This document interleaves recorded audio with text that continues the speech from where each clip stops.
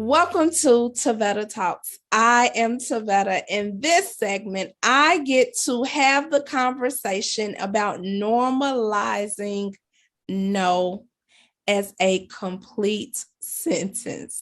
Joining me for this conversation is the one and only Takeisha Brown. Welcome, and how are you? I am well. How are you? I'm doing well.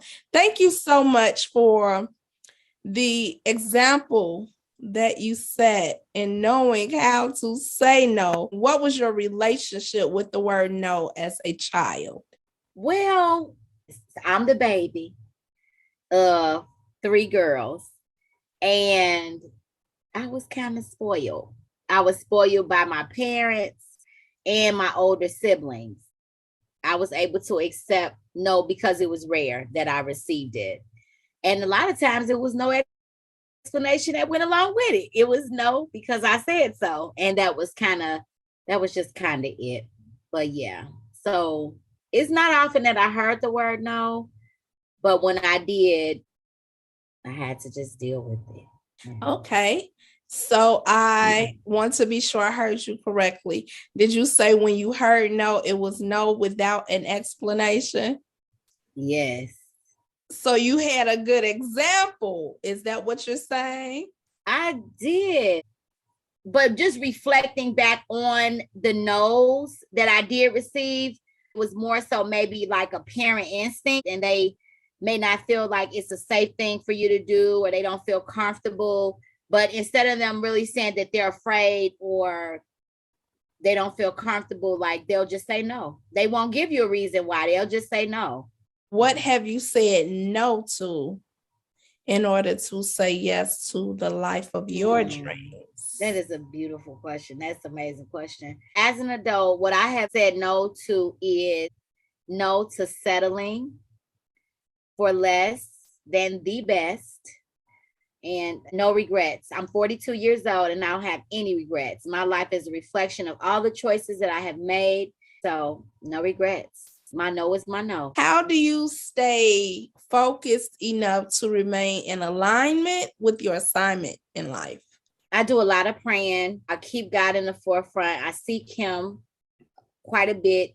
And I also have some amazing people in my life for when I do have those moments where I question my sanity, like, am I crazy? So I do have a sounding board of people who are steeped in the word. I'm very conscious of who I seek counsel from, who I receive counsel from.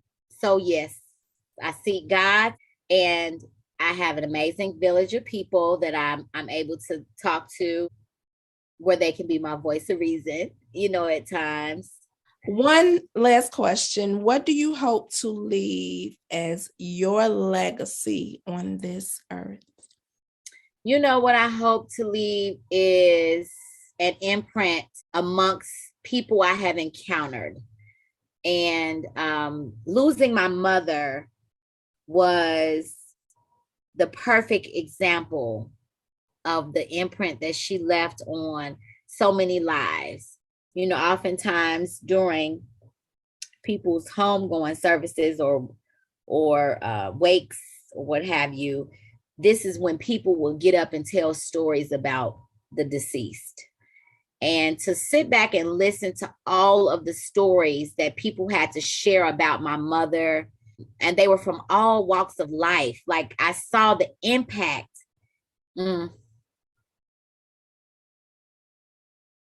Yeah, I saw the impact that she had on so many people. And that's the way I want to live. That's the way I want to live. I just want to make sure that I have made a difference in someone's life. Like, every person that I've encountered, they'll be able to recall the way in which I made them feel, the way in which that I may have inspired them or given them hope to keep pressing forward, or not to give up. It was so many people who spoke about my mother in that way. And I just thought that was amazing. That was That was amazing. I guess I want to be like my mommy, I guess, make an impact like my mom. As a servant leader, like I want to be able to serve. People would definitely be able to see the God in me. They could see the light in me. Well, I thank you.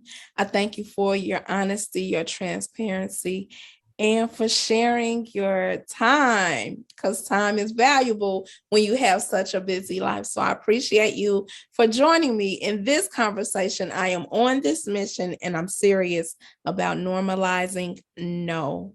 Yes, it's very important.